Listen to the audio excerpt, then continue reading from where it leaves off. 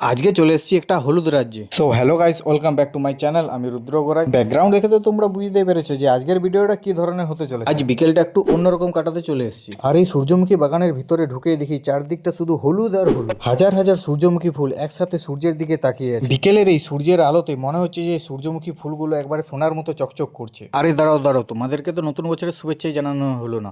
সবাইকে জানাই আমার তরফ থেকে নতুন বছরের আন্তরিক শুভেচ্ছা ও অভিনন্দন। তোমাদের এই নববর্ষের দিন তোমাদের বিকেলটা আরো সুন্দর করে তুলতে তোমরা এই সূর্যমুখী বাগান থেকে একবার ঘুরে আসতেই পারো। আরে তোমাদেরকে তো লোকেশনটাই বলা হলো না। লোকেশনটা হচ্ছে বাঁকুড়ার তাতকানালি।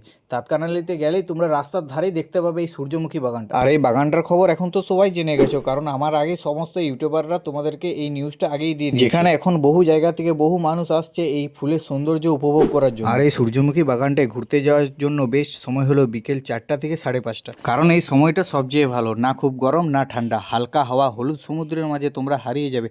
বাড়ি আসতে আর মনেই চাইবে না তোমাদের। সূর্যমুখী বাগানে কে কে ঘুরতে গেছো কমেন্ট করে জানিয়ে যাও কিন্তু। আর আমার ভিডিওটা যদি তোমাদের ভালো লেগে থাকে তাহলে একটা লাইক কমেন্ট করে যাবেন।